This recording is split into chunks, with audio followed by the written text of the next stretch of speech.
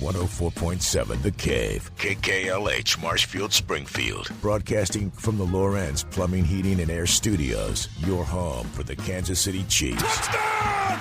Kansas City! It's Ned Talk, your live and local Chiefs pregame show. Hosted by Ned Reynolds, Joe Western, and the B-Team. Proud members of the Chiefs Radio Network on 104.7 The Cave. Woo, Ned, boy, let me tell you, last week, nice to have that breather. Nice to have a game that was not down to the wire. Glad that the Chiefs dominated that one and took out the trash that is the Raiders.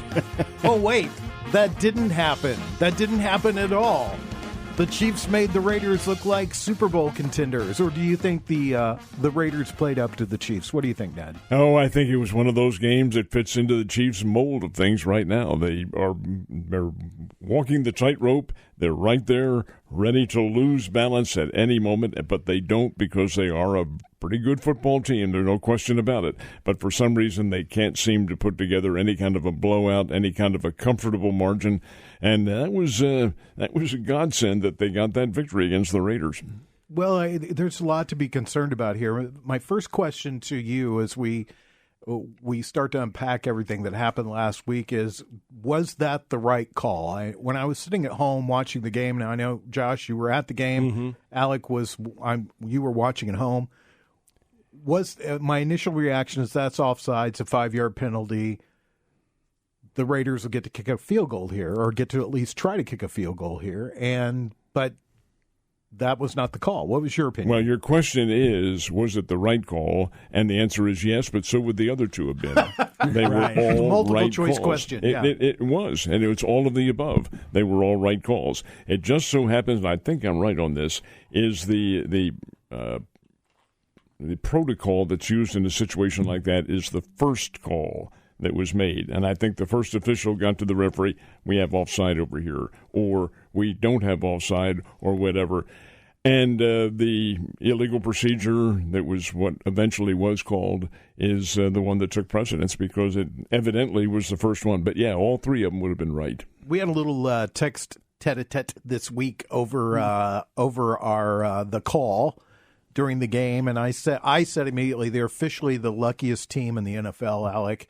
And our two resident homers, Mike the intern and Jake, both struck back with the fury of the Chiefs fan and slapped me down and said, oh, no, it's because they're a great team.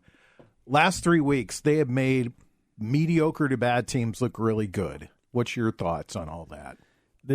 We just keep talking about this team is built right now to win by exactly the margin they have to, not that they... But they've been doing it against everybody all year, other than the Buffalo game. There are good teams in their rearview mirror that they've beat just barely, but they were still able to scrape by, whether it was a winning team, losing team. But, you look back a bit, Carolina gave Philadelphia all it could handle today. So maybe Carolina's just starting to figure itself out a little bit better. Raiders didn't look too hot against the Buccaneers today, but, this is what we're accustomed to seeing, and I'm with you. There was probably a little bit of luck that goes into that, but there's always a little bit of luck that goes into everything. And as far as the call goes, it was all a debacle watching it all happen live, but ultimately I feel the penalties that came out were because the ball got snapped. So you can thus trace the ball being snapped back to error number one, and if that's error number one, that's where the game was lost for the Raiders, and props to Kansas City's defense, lost in all that. I believe it was Nick Bolton, heads-up play to, while all that's going on, go get the ball, because you just never know what's going to happen. I yell at one of my most frequently yelled things at the TV is go get the ball.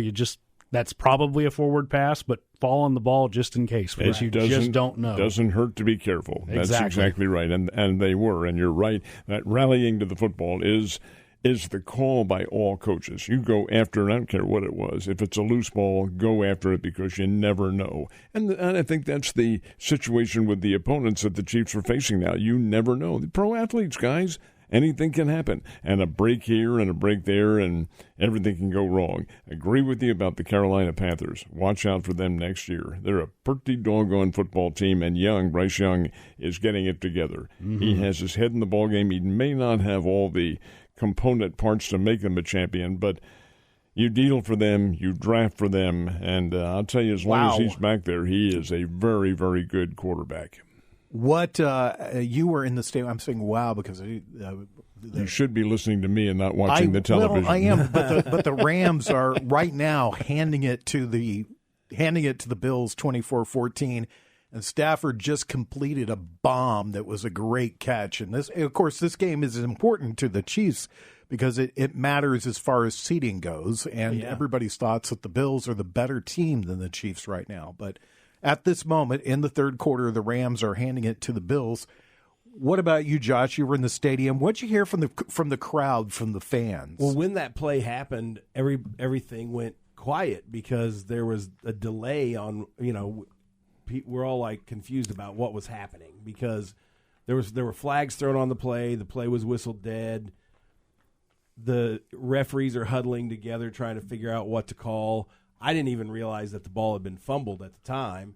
And then when they made the final call, the game was over. So everybody erupted into applause, and it was really loud in there. But I'll say this, being at that game, the Chiefs are getting lucky because their offense is not playing great offense. But their defense is so disruptive throughout the entire game. I mean, I watched Chris Jones, and what you don't see on TV that you see when you're in the stadium is you can focus on one player and see what they do every play. Chris Jones was in the backfield every play that he was on the field, and he was putting pressure on running backs. He was putting pressure on the quarterback. He was making those offensive linemen look silly all game, and that was awesome to see. Patrick Mahomes, I think, has been sacked something like they're averaging over the last 3 games 5 sacks, and the Chiefs over that span of time have nearly none in sacks. Those two things don't translate to a team that wins the Super Bowl. You're right. And so, where's the fix at here? During the game, it was really, and I mentioned this to you because you were at the game and you probably had no idea. The Chiefs got so desperate to patch up that offensive line that Joe Thuney got moved out of his spot into the left tackle spot, which was out of place for him. He got shown up a couple of times. Patrick Mahomes is running for his life. Other quarterbacks have time to sit back and throw against the Chiefs. Yeah. I mean, Ned, what's the solution here for this team? Well, new players. You will have DJ Humphries playing on the left side, and he's Florida, University of Florida, and has had plenty of collegiate experience. Furthermore, he was a pro athlete prior to his injury, and now is making a comeback. He does have a history of knee problems, but he'll help. He'll be a very big help on that side of the line. And the other ones who the Chiefs have drafted or traded for haven't really come through in the clutch. So it's a matter of exchanging the proper personnel in there. And again, guys, when you're facing professional athletes like they are, anything can happen, and mistakes really do come back to haunt you, and the Chiefs have made their share of them. You're right. I believe that Mahomes was sacked exactly 5 times last week, and that's extraordinary. That never used to be the case. It is now. We make an analogy of the Chiefs being compared to a cat, and the cat has 9 lives. Well, the Chiefs have used up about 8 of theirs, if that's the case. But again, they're in the playoffs, no question about that, and a win tonight, and I think they clinch the division, if I'm not mistaken. Yeah, I mean, look, there's a lot to be happy about here if you're a Chiefs fan, and let me also get this kind of disclaimer out there to everybody. I'm not wanting the Chiefs to lose. I'm just here to make these kind of observations that, not to be a homer, the Chiefs are a great football team, one of the best football teams I've ever seen in my life. Yeah.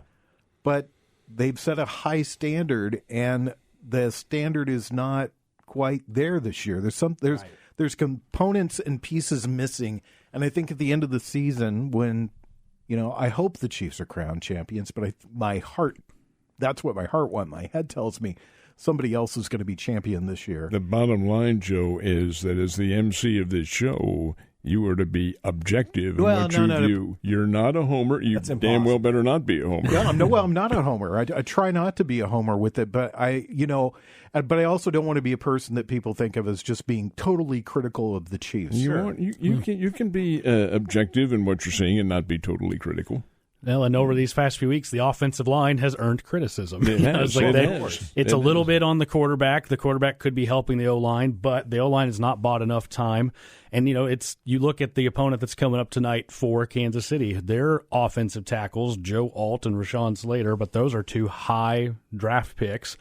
And the Chiefs are a little bit paying the price for all of their success. When you have all these stars around you and you have to pay those guys, the only way to really effectively build your team is through the draft, which Kansas City has been very good at doing. It's how they've stayed on top.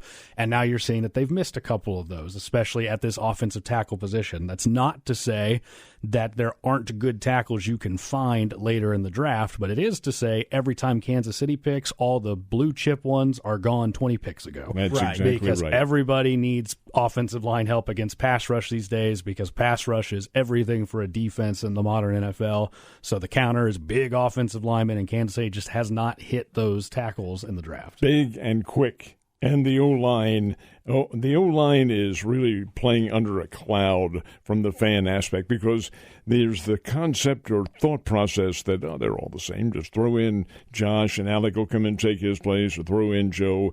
It doesn't work that way. These are talented athletes who know what they're doing, and that makes you've got to have protection up front. And I also feel like the offensive line position is more of a war of attrition than some other positions. Maybe not all of them, but you got to have depth there. Yeah, if you don't have depth at your offensive line position, you're going to be hurting by the end of the season because they're all going to be hurt. They're going to be playing with broken hands and broken toes and torn meniscuses in their knees, just trying to make it through the season to have surgery in the off season.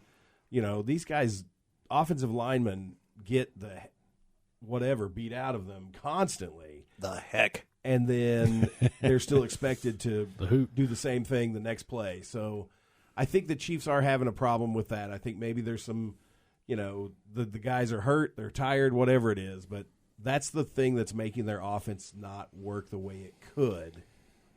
Mahomes is under pressure constantly. Well, let me ask you this question. Is something we've gone over for the last couple of weeks, and Alec kind of touched on it. By the way, we're Ned Talk on 104.7 The Cave, your local live sports talk show.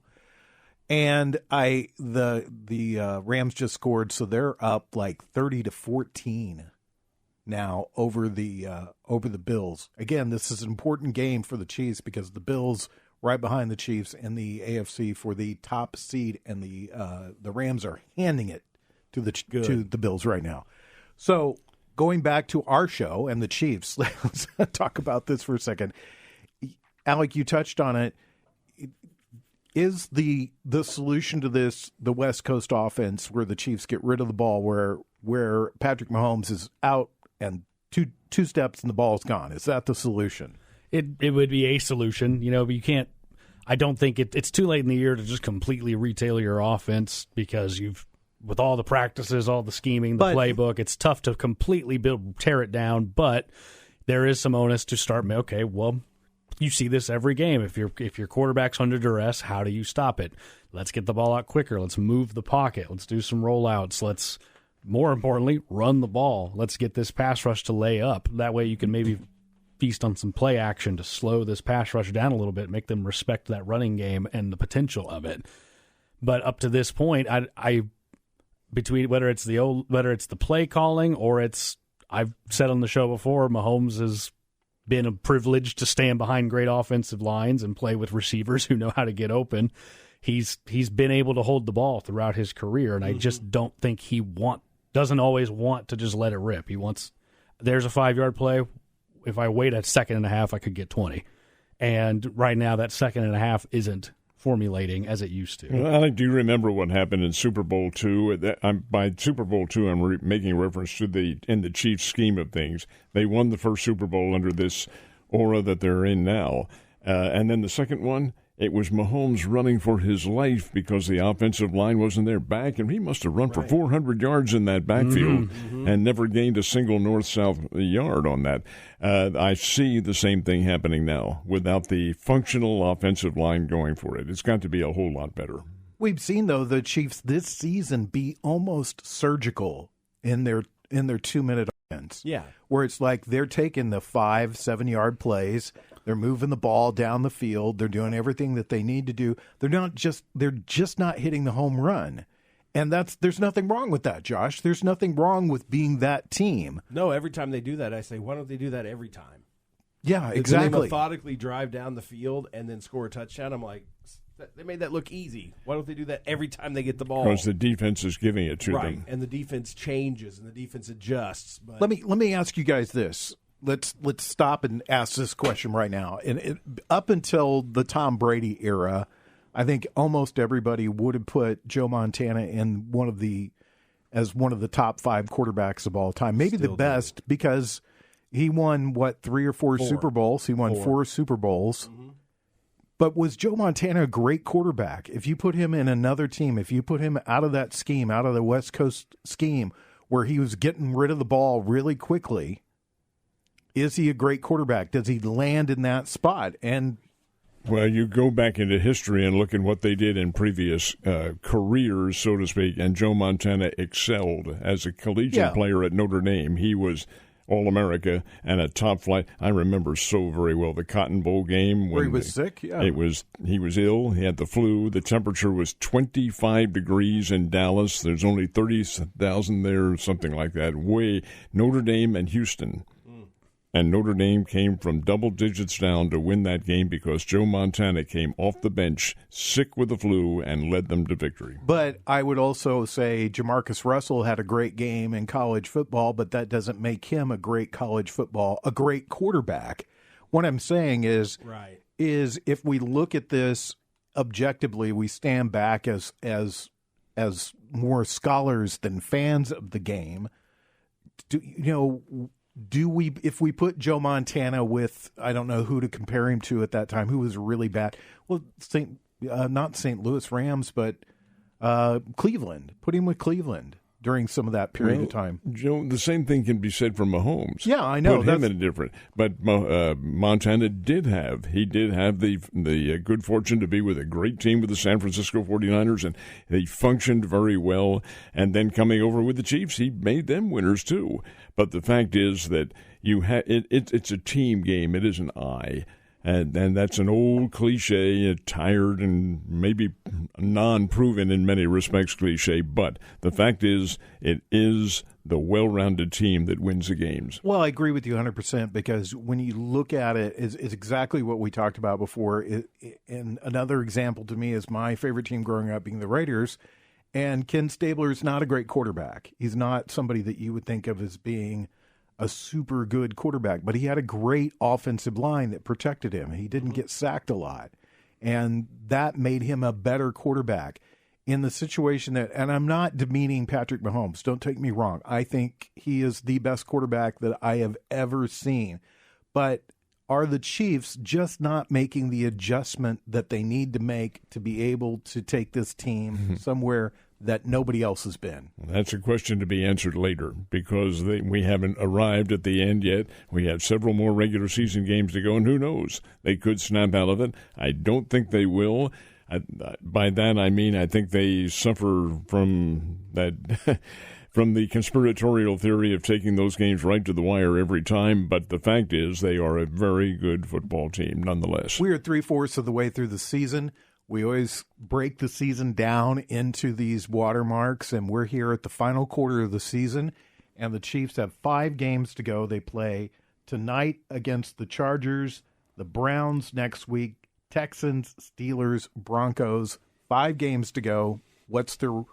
What do they do in those 5 games, Ned? Give me a record or prediction. Well, I think that's the decision maker as to where they're going to go in the playoffs and what they're going to do. If they're able to reestablish themselves as a very strong team, one that's capable of putting a dominance on there, I think they'll do very well in the playoffs. If they keep walking the tightrope the way they are now, then I think they may suffer some very early playoff problems. But again, you can't really answer it until we see what happens from here on in. So what's your prediction? Last 5 games, record for those 5 games? Well, the Chiefs are 11-1 right now. I think they'll probably go. I'm going to guess 13-2. 13-4, I should say. What do you think? With 5 to go, I think they'll go 4-1 if they need it, 3-2 if they don't. And by need it, I mean very much like what's happening with Buffalo here, what happens with Pittsburgh. How many of those last 1 to 2 games do they actually have to play versus how many do they rest? They are in the driver's seat in the AFC. That's the part of this that makes all of this so confounding when you watch all of these games that come down so close. It's like, but they are winning, and when you're winning, what if it ain't broke, kind of situation. Sure. So, and I've been watching my Steelers for the past few years play almost exclusively close games, but the difference is they win more than they lose, but not like this. And if you just keep playing with fire, eventually you will get burned, and Kansas City is living awfully close to the fire. Josh, last 5 games. Well, I think they're good. I think there's a lot of ifs here. If they lose tonight, I think they'll go 3-2. If they win tonight, I think they will go 2-3. I hope they win. I am predicting 2-3. That they will lose to the Chargers, they will lose to the Steelers, they will lose to the Broncos. That's what I'm predicting. And here come the conspirators if they lose tonight. If they lose tonight and the Buffalo Bills lose tonight, there's no separation. No change in the stand. Are the script writers there writing this? We're 39 minutes away from the start of the Chiefs pregame show right here on 104.7 The Cave.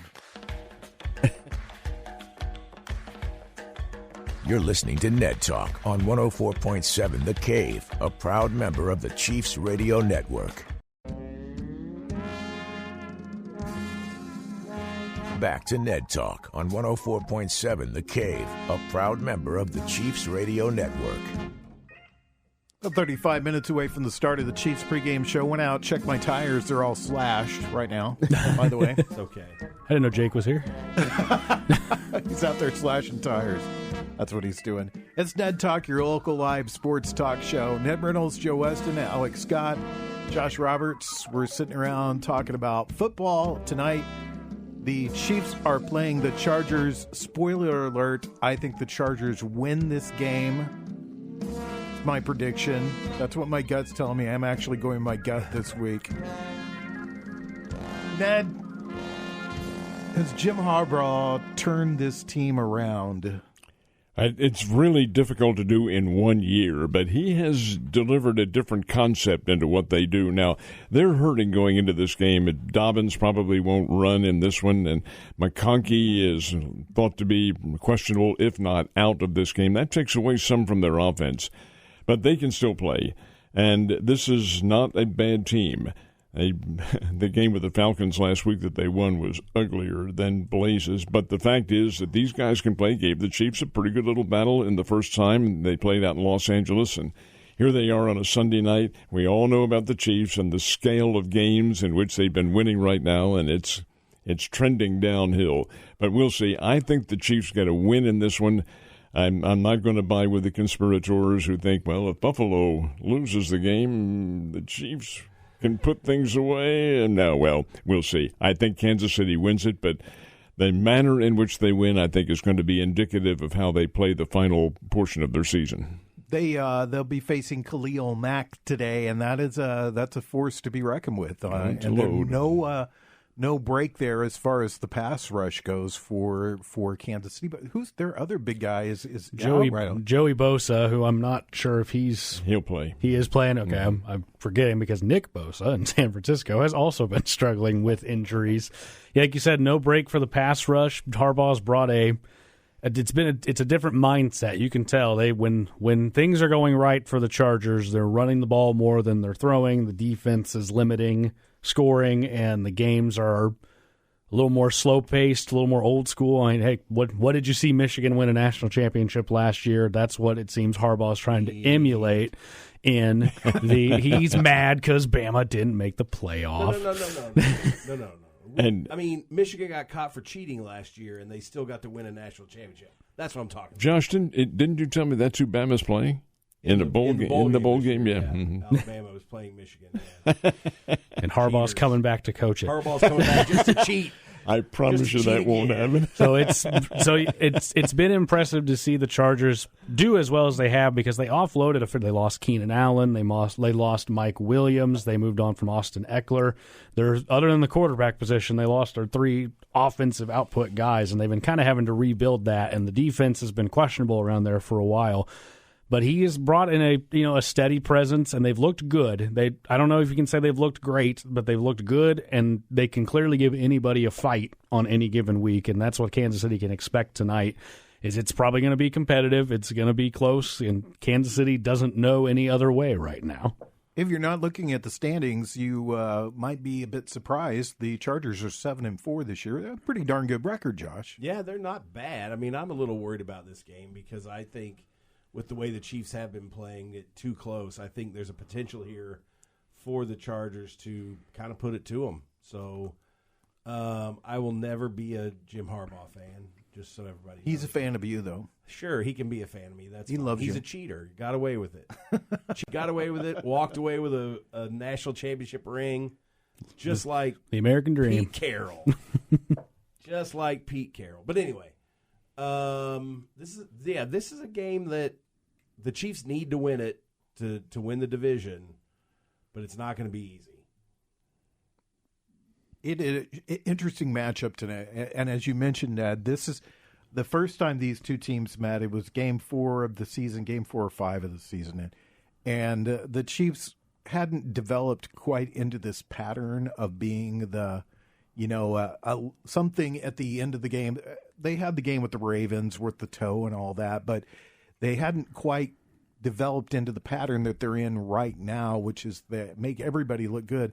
The Chargers are better than your average football team. They're playing pretty good football this year, and I think in the future they're going to be the team that will be the most competitive with the Chiefs in this division. Well, the Chargers are one of the better defensive teams in the NFL. I think they're ranked, if I'm not mistaken, they're 6th against the run and 15th against the pass. Well, the pass is, of course, predicated on how much pressure can be put on Patrick Mahomes, and I imagine the way things have been going that they'll put a little bit of pressure on him. So when you combine those two, I think Isaiah Pacheco. Are you marveling at what I just said? Yes, I am. I'm marveling. So. I'm marveling at your my vernacular. Yeah, that'll be the case. Get your eyes off the doggone TV. It's not worth watching. Anyway, I think Pacheco does get back into the ball game, and I think he probably gets the key workload tonight. But the fact is that Kansas City, I think, person for person, is a better football team.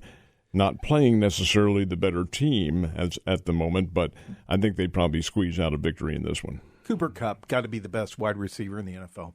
When he's healthy. I didn't know he played for the Chargers. He doesn't play for the Chargers. He plays for the Rams. He just made a spectacular catch. This game is important to Chiefs fans, Ned. So if it's important, that's what they're watching. They ain't listening to us. There's people that stop what they're doing. They stop folding their laundry so that they can listen to us. So, Alec, I mean, what do you think about Jim Harbaugh's style as a coach and how that's translating back into the NFL? All he's done anywhere is succeed. And, you can look at I know Josh wants to say cheat. Josh's face. But when he was with San Francisco, he took them to a Super Bowl. They didn't win it, but he took them there. When he was with Michigan, he ultimately got them to climb the mountaintop and win a championship and had good years. So clearly he's doing something right. The Harbaugh family is a coaching family, so not a shock to know that Jim Harbaugh could be a part of that. But it's a division on the rise for Kansas City. If you're looking to the future, you look at how Bo Nix is playing in Denver, you look at what Herbert already is with Los Angeles. Raiders be Raidering. They're not doing much right now.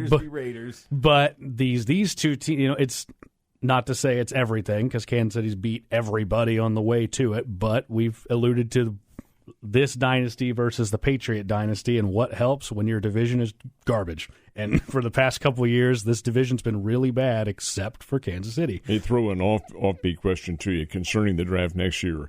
Do you see the Raiders going for Dylan Gabriel? So they're right. They're pushing the top now. I don't know if it'd be Gabriel. I would expect either Cam Ward out of Miami or probably Shedeur Sanders. Yeah, all of whom are capable. I think they picked the kid. I think they picked the two-way player from Colorado. Well, but Hunter's not a quarterback, and that's really where they're hurting right now. But that's the Raiders' MO, though. That is actually kind of accurate. But the real Raider move would be to draft Deion's son and then coerce Dion out of Colorado to coach your team. That would be that's the play. That would be prime Raider. And Deion Sanders in Las Vegas. Can you imagine that? Oh my gosh! Oh, that is You just Jerry Jones. I think the NFL is already writing a check to anyone it needs to make that possible. Yeah. When we come back, we'll talk about the college football picture because it got all shaken out today. It's right here on Ned Talk, your local live sports talk show.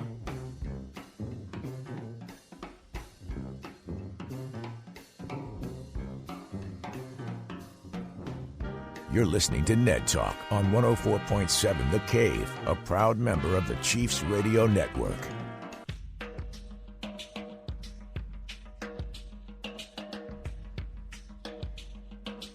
Back to Ned Talk on 104.7 The Cave, a proud member of the Chiefs Radio Network. 20 minutes away from the start of the Chiefs pregame show right here on 104.7 The Cave. Until then, you're stuck with us. Ned Talk, Ned Reynolds, Alex Scott, Josh Roberts, Joe Westen. We're discussing all sorts of things, but it's time to turn our attention to college football because the landscape is very different, and this year because of the 12 teams that are in the playoffs. And I think the consternation that was going around yesterday was that SMU lost in their game. So the question was, would SMU go? They didn't get the automatic bid. Would they go, or would Alabama go? I thought for sure Alabama would be in and SMU would be out. But justice prevailed. Two factors prevailed in this one, and yes, it was the right call. Alabama didn't play. Clemson and Southern Methodist did. Southern Methodist was getting blown out of the ballpark by Clemson at the start of the game. They just did not play well at all. But they showed their mettle by coming back in the second half, making a close game, tying it, and it would have gone into overtime had the kid from Clemson not kicked a 56-yard field goal, which won the game for them at the buzzer. So, yeah, Southern Methodist deserved to be in there. They're a very good football team, and they play in Springfield Mo next year. Wow. In fact, it's the Bears' home opener. It's Southern Methodist here, folks, here in town. I hope you get off your behinds and get out there and watch that. That'll be a terrific football game. At least it's has the makings of one. Now, so this is Southern Methodist coming in. It's Atlantic Coast Conference. That's as of now, because I heard Nick Saban make a very interesting statement today on the air that these teams are getting to the point now where they have to improve their schedules. You cannot put any credibility in a team that waters down its schedule, especially at the start of the year. Well, that's watering down your schedule, although the Bears will be a D1 team next year, Conference USA. He said something to the effect, I can hear those athletic directors getting on the line right now. Hey, look, we need to buy our way out of that game. I hope that doesn't happen because Southern Methodist would be a great attraction and a credibility builder. As a matter of fact, the Bears open at Southern Cal in Los Angeles. Their second game is against Marshall, and Marshall is a bowl game this year.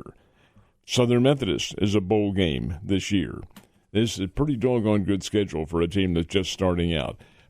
Thoughts on the right thing happening? Yes, SMU played so well and so credible football. Maybe not quite the schedule that Alabama had, but Alabama lost some critical games, especially the Oklahoma one.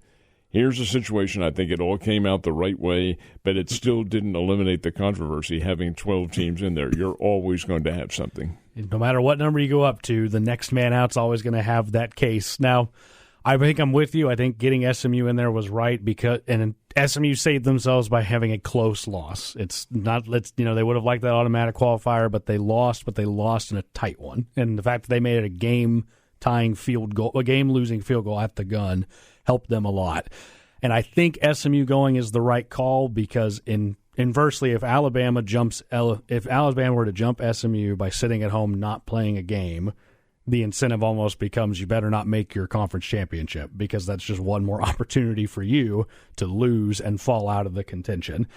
But at the same token, Indiana got in by doing exactly that. Tennessee got in by doing exactly that. Some of these teams didn't make their championship, but it was enough throughout. Now, I heard it was also Nick Saban making a point today where when you factor in strength of schedule, it's getting to the point where, especially if you're Alabama in the SEC and your schedule's already so tough, why would it behoove you to up your strength of schedule early in the year? Why would you want to play Ohio State? Why would you want to play Miami? You've already got all these other ones. You can't afford those losses on your resume. You've already got the strength of schedule, and that hurts us fans because we're going to see less of those matchups because I feel like teams might not be as willing to take them. But we knew this would happen. It's always going to be, I think Miami also has a case to be like, why are we out in the cold? And all of it circles back to the fact that if you ask me who's a better team on paper, Alabama or SMU, I'd say Alabama. Can I throw in a quick personal thought on this? The solution to the problem, in my opinion, is do away with the conference championship games. Or if you don't do away with them, if you regard them as that much money, don't have them be a factor in your postseason play. Take your initial teams, probably 20, and seed them. And the committee will have to do it. Of course, you go by what you did on the field. But if you take the top 20 or top 25, whatever, and seed them down, you eliminate that sort of thing, and you have the 12 playing for the championship and the others involved. But this way, you have an extra game that a lot of teams aren't playing. Yeah. And you risk a lot of things, including injury. And what happens to Georgia's quarterback? Mm-hmm. He suffers a very cold injury in that game. Yeah, it's true. That's going to become the question now. Is it worth it to have the conference championship games? Because, just like you said, Indiana didn't go to their conference championship game, but they were high enough ranked that they stayed in the top 12. Alabama was right there on the cusp. But because they didn't play in their conference championship and didn't have that opportunity to beat a Georgia or a Texas again, then they got pushed out. And it makes sense. I mean, it makes sense to me that the two teams that make it to their conference championship, both are going to end up in the top 12 ahead of a 3-loss team like Alabama. I don't like it, obviously, because I'm an Alabama fan, but I understand it this year.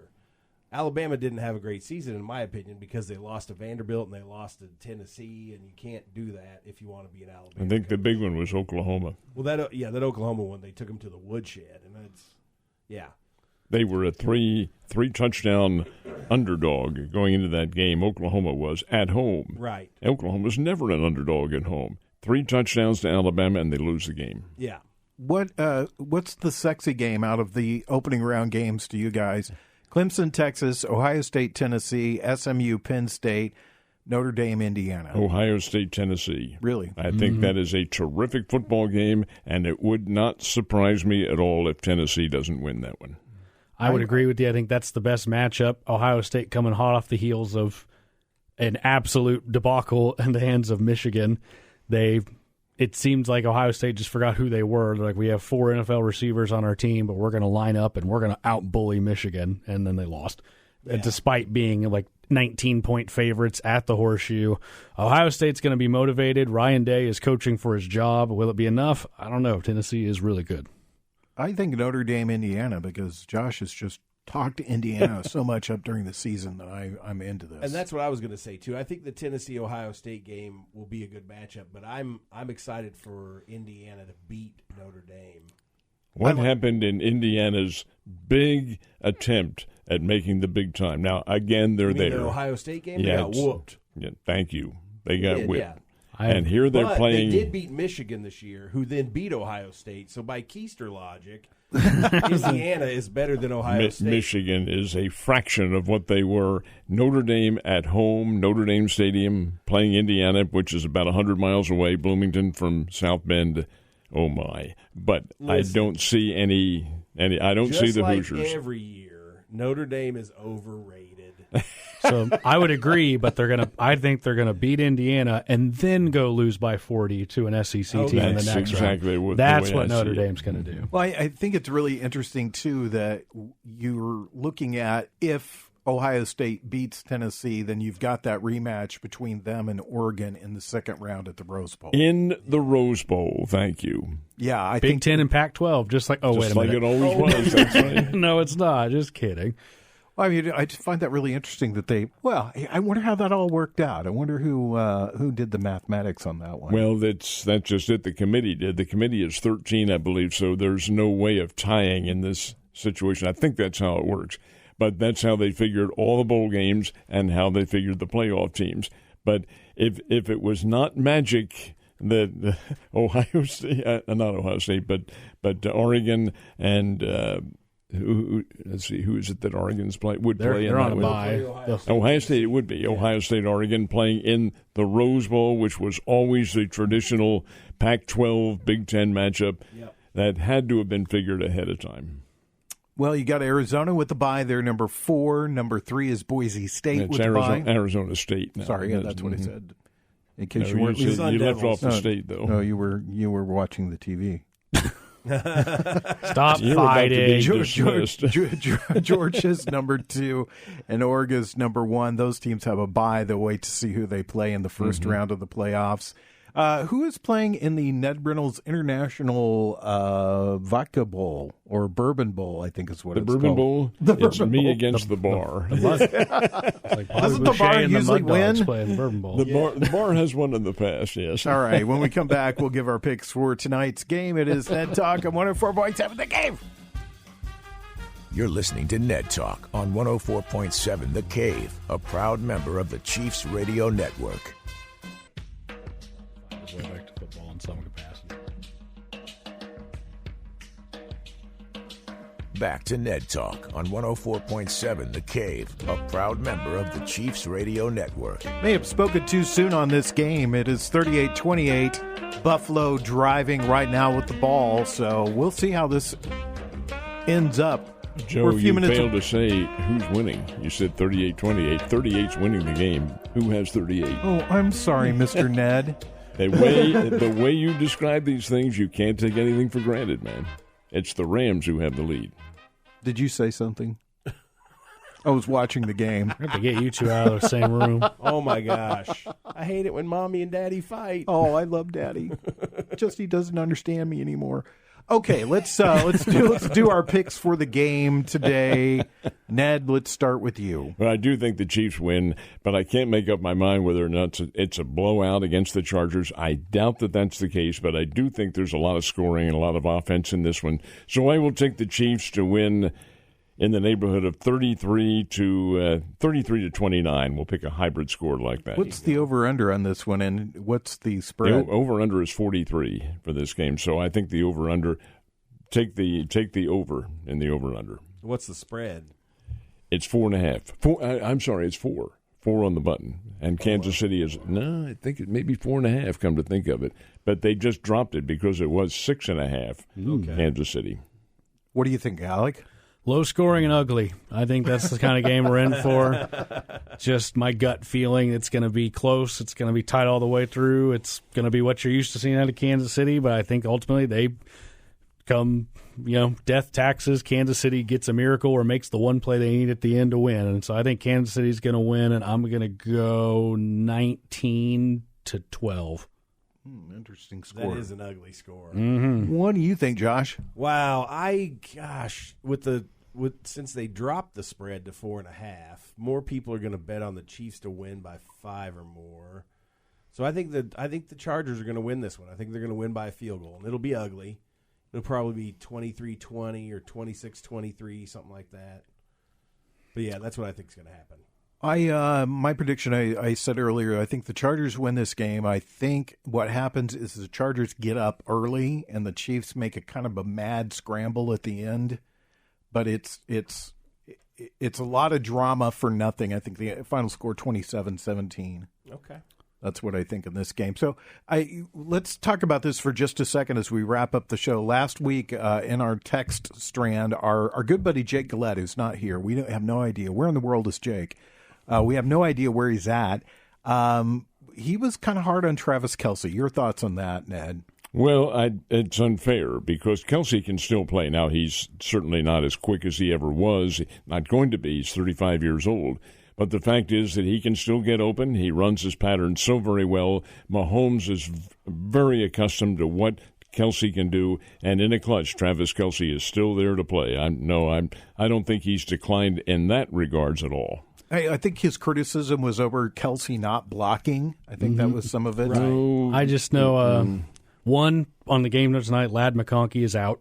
for the Chargers. That just came across. He is out tonight. Yep. Okay. 2, I'm saving Jake's texts about Kelsey for when Kelsey comes back for Steak and Steak, and I can show Travis Kelsey what Jake what Jake thinks of him. Here's what I told Jake. I said, Travis Kelsey has essentially been a wide receiver for the last 4 or 5 years, so he hasn't had to focus on blocking as much, and so he's not as good at it as he was. He missed a block. It happens. And it really cost the Chiefs the game, Right. Right. What I've always said about Cardinal fans being sore winners. I had a friend at one point, he was talking about the Chiefs last year, and he's like, yeah, we really could have used that last year. I'm like, yeah, who knows? You might have won a Super Bowl. Right. Yeah, it's interesting because Kelsey's had this kind of weird season where he went through the first 4 games, I think it was, and he was non-existent. Yeah. And then in I think there was a span of 4 games where everything was thrown to him, and he was the leading receiver in the NFL. I think it's too hard to put everything on Travis Kelsey. I think he gets a lot of double coverage. He gets a lot of attention, and sometimes he doesn't get attention, and that's when he is able to make the best of things. Sure. So there you go, Jake. Put that in your pipe and smoke it. Well, that's going to do it for us. We'll be venomous today. That's not venomous. It's not? It's not. I hate to see if you're angry. No, I'm not angry. I'm not angry at all. I'm just saying, okay? We'll be back on the air next Sunday at 10 a.m. for Ned Talk. Until then, you guys be safe. Enjoy your week. Thanks to Mike the intern, Brian Tyndall, the missing Jake Gillette, the mad scientist Corbin Campbell, and Nick Fury. 104.7 The Cave, KKLA.